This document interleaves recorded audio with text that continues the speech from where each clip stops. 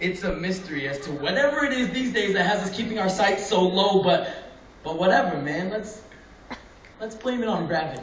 Let's pretend that there wasn't a day where we used to marvel at the sunset, the sunrise, the skyline because we realized how infinite and indefinable its beauty was. Maybe we just got used to it.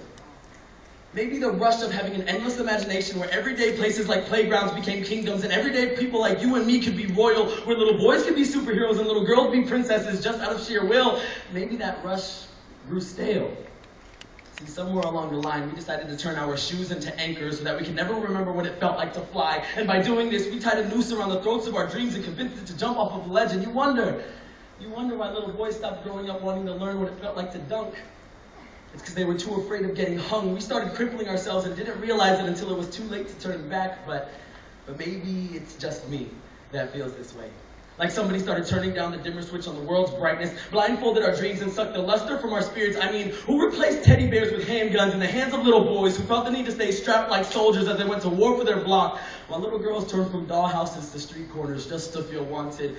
And maybe it's just me, but I think it's pretty messed up that I can't see fireflies anymore. See, I don't know if it's geographical or not, but the last time I saw these winged horizons floating across the dark sky, glowing brighter and bolder than Times Square, I was a child with colossal-sized dreams, but ever since I hit teenage, I haven't seen one since.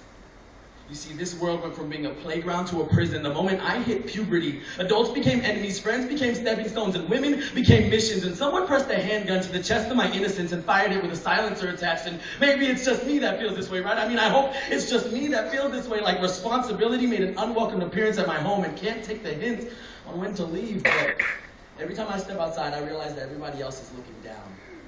Your gaze chained to whatever cell phone or laptop, so you become distracted to whatever distraction can distract you from realizing your own shortcomings. So turn to whatever timeline or newsfeed you need to just to feel listened to, because these days it seems like Facebook is the only thing that asks me what's on my mind. But just know that happiness comes to the top like smoke in a burning building, and you might never see it.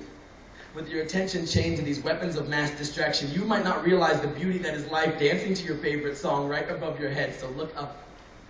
Find your childhood in the smile of the person across the room.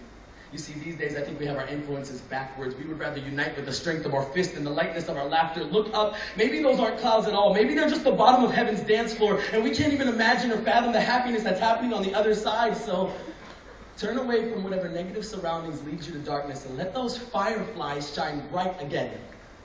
I mean, they've been waiting to do so since you forgot they were there, inside of you. Maybe that's just me.